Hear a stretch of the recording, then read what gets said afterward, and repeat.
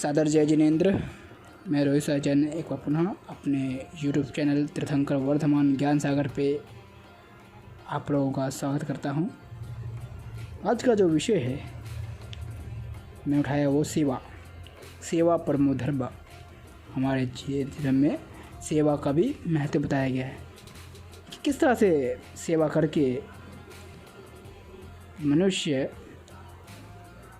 भगवान की सेवा या महात्माओं की सेवा, संतों की सेवा, उच्च आदर्श की सेवा करके व्यक्ति क्या से क्या पा सकता है। खान बहादुर व्यक्ति का नाम है खान बहादुर, बहुत बड़े सेठ और उनकी बेगम जलंधर के थे। जलंधर में इनकी हवेली थी, बहुत पैसा, लेकिन समस्या कि उनकी कोई औलाद नहीं। उन्होंने नाम सुना था साईं मियाँ मीर का। जिनको ज्ञात नहीं साईं मियाँ मीर जी के बारे में, मैं उनको बता दूं कि बहुत ही कमाई वाले महापुरुष हुए हैं पीर साईं मियाँ मीर। गोल्डन टेम्पल हरमंदिर साहब अमृतसर में है। उनकी नींव भी पंचम गुरु ने साईं मियाँ मीर से रखवाई थी। तो ये दोनों पति पत्नी साईं मियाँ मीर जी के पास गए, उनकी सेवा की 1 महीने तक। अब साईं मियाँ मीर जी के ये नज़रों में आ गए। साईं मियाँ मीर के बहुत सेवादार थे, उनकी सेवा में लगे रहते थे, तो ये भी उनकी नज़र में आ गए। कहा कि आप लोग, क्योंकि वो तो सबको जानते थे, कहा कि आप लोग अच्छे पैसे अमीर है, आपने इतनी सेवा की है, कोई ना कोई तो इच्छा रख के आए होंगे, बताओ मैं तुम्हारी इच्छा पूरी करता हूँ, कोई ना कोई तो इच्छा होगी। तो इन दोनों ने कहा कि हमारे पास सब कुछ है, बस एक औलाद नहीं है, हमें औलाद दे दो, औलाद का वरदान दें आप। साईं मियाँ मीर जी ने आंखें बंद की, 5-7 मिनट बाद आंखें खोली और कहा कि तुम्हारे कर्म कुछ ऐसे हैं कि जिसके कारण 7 जन्मों तक तुम्हारी कोई औलाद नहीं हो सकती, कुछ और मांग लो। वो उदास हो गए क्योंकि उनको औलाद चाहिए थी, तो कुछ और मांग लो, वो दे देंगे। लेकिन वो वहाँ से भी चल गए। चलते चलते वहाँ पे अमृतसर में रामदास सरोवर का निर्माण कार्य चल रहा था। सभी सेवा कर रहे थे, अंदर से गाढ़े जो जमी होती थे वो निकाल रहे थे, क्योंकि सरोवर का कार्य चल रहा था, पूरा होने वाला था। तो बाबा बुड्ढा जी वहाँ पे इनको मिले और सबको, जो भी वहाँ पे आ रहे थे, सबको बुड्ढा जी यही कह रहे थे कि सेवा करो, सेवा करो, जल्दी करो, जल्दी करो, जल्दी काम शुरू करना है। तो ये कहे तो इनको ही कहा कि करो, सेवा करो। तो वो कहते क्या मिलेगा सेवा करके। खान बहादुर और उनकी बेगम कहते जो मांगोगे वो मिलेगा। कह हमें औलाद चाहिए। कहते जितने टोकरे निकाल के लेके आओगे, बाबा बुड्ढा जी के वचन थे, उनने वचन किए, जितने टोकरे लेके आओगे उतनी औलादें होंगी। तो खान बहादुर महंगी पोशाक पहनी हुई थी, सरोवर में कूद गया और 4 टोकरे भर के लेके आया गाढ़ों के। उसकी पत्नी भी खुशी होके चली गई और 1 टोकरा जैसे तैसे करके निकाल ले आई। जब निकाल ले आई तो बाबा बुड्ढा जी से कहे कि आपने वचन किए थे कि जो मांगोगे वो मिलेगा। बाबा बुड्ढा जी ने इशारा कर दिया पंचम गुरु की ओर। कहता मेरा काम तो बोलना है, करना इनका काम है। तो गुरु साहब के दरबार में गए। गुरु साहब के दरबार में जाके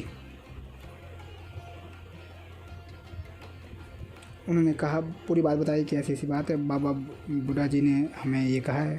कहते क्या किया? तो कहते हमने 5 टोकरे निकाले। बाहर बुड्ढा जी है ना, बाहर पूर्ण ब्रह्मज्ञानी, उन्होंने हमें ये कहे हैं कि जितने टोकन लेके आएंगे उतनी औलादें होंगी। 5 हमने औलादें मांगी हैं लड़के। तो उसकी पति ने कहा नहीं, एक लड़की भी तो चाहिए, 4 लड़के दे दो और एक लड़की।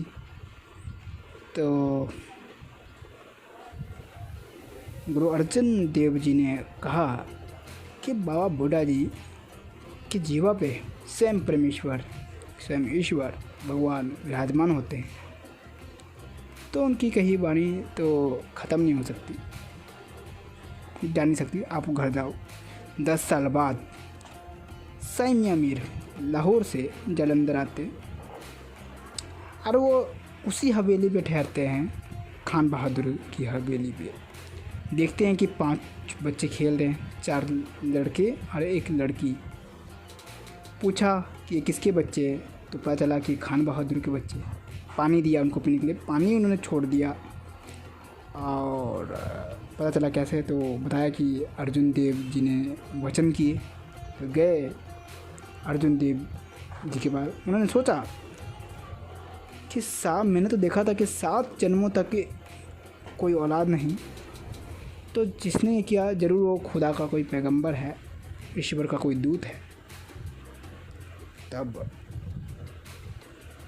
गए उनके दरबार में गुरु साहब के। जब उन्होंने गुरु अर्जन देव जी को देखा तब उन्होंने ख्याल किया, मैं तो सोच रहा था जिसने खान बहादुर की इच्छा पूरी की वो कोई खुदा का पैगंबर, ईश्वर का दूत होगा, लेकिन ये क्या, ये तो साक्षात खुदा ही बैठा हुआ है। उन्होंने उनके साथ रहे, गुरु साहब भी उनका आदर करते थे। फिर एक दिन बुड्ढा जी ने पूछ लिया, नहीं माफ़ कीजिए, साईं मियां मीर जी ने पूछ लिया कि मैं तो देखा था कि 7 जन्मों तो कोई औलाद नहीं, तो आपने कैसे कर दिया। वो कह रहे कि क्योंकि उन्होंने सेवा की थी। अब बाबा बुड्ढा जी ने वचन किए थे, तो जो उन्होंने सेवा की वो ईश्वर के दरबार में उनकी कबूल हुई, स्वीकारी गई। 7 जन्मों के जो उनके लिखे हुए थे कि औलाद नहीं होना, 7 जन्मों के कर्म काट दिए और 8वें जन्म में जो औलाद होनी थी वो इस जन्म में दे दिया। आज का मोह का द्वार खोल दिया। तो इस बात से ये सिद्ध होती है सेवा महापुरुषों की करनी चाहिए। अब ये मत देखो कि सेवा से क्या मिलेगा क्या नहीं मिलेगा, बस अपना धर्म का पालन करो।